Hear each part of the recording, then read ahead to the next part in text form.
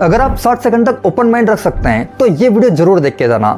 आज 80 साल के बाद भी रिजर्वेशन इंडिया का सबसे कंट्रोवर्शियल टॉपिक माना जाता है। जब भीमराव अंबेडकर जी ने इसे कॉन्स्टिट्यूशनली फ्रेम किया था तब उन्होंने एक बात कही थी कि रिजर्वेशन को जल्द से जल्द खत्म कर देना चाहिए, ये कोई परमानेंट सॉल्यूशन नहीं है।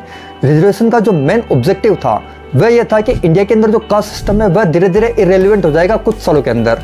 लेकिन आज के टाइम पे हर एक कम्युनिटीज़ ज़्यादा से ज़्यादा रिजर्वेशन की डिमांड कर रही है। अगर आप 1950 से लेकर अब तक का डाटा देखोगे जिसमें SC, ST और OBC कैटेगरी आती है तो इनकी कम्युनिटीज़ का नंबर 1950 से लेकर अब तक ड्रेस्टिकली इंक्रीज हुआ है, न कि डिक्रीज हुआ है।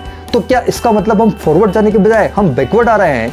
और जिस पॉलिसी को 80 साल कंप्लीट होने के बाद भी अगर उसका ऑब्जेक्टिव कंप्लीट ना हो तो ऐसी पॉलिसी को एक फेल्ड पॉलिसी समझकर बंद कर देना चाहिए। और अगर आप इक्वलिटी की बात करते हैं तो इक्वलिटी कभी भी कंपटीशन के बीच में क्रिएट नहीं होती, कंपटीशन के स्टार्ट में क्रिएट होती है। अगर कोई बच्चा डिसएडवांटेज कैटेगरी से बिलोंग करता है या फिर फाइनेंशियल वीक कैटेगरी से बिलोंग करता है तो ऐसे बच्चे को स्टार्टिंग में best school, free tuition, scholarship और न्यूट्रिशन देना चाहिए ताकि जब रेस स्टार्ट हो तो दोनों बच्चे सेम लाइन से स्टार्ट कर सकें। और एक आर्गुमेंट यह भी कहता है जब कोई बच्चा इंडिया के बेस्ट एग्जाम्स नीट, IIT और UPSC के अंदर अच्छा स्कोर करने के बाद भी जब उसे सीट नहीं मिलती तब वह फॉरेन यूनिवर्सिटीज और फॉरेन जॉब्स को चूज करता है। अगर इंडिया को एक सुपर पावर बनना है तो इंडिया के लिए बेस्ट ये रहेगा कि इंडिया का बेस्ट फ्रेंड इंडिया के लिए काम करे, न कि किसी अदर कंट्री के लिए, चाहे वह IIT हो, इसरो हो या फिर इंडिया का स्टार्टअप कल्चर। अगर आप दुनिया के किसी भी सुपर पावर कंट्रीज को देखोगे तो उनका बेस्ट ब्रांड उनके लिए काम करता है, न कि किसी अदर कंट्री के लिए, क्योंकि वहाँ पर मेरिट बेस्ड सिस्टम होता है, न कि रिजर्वेशन बेस्ड सिस्टम्स।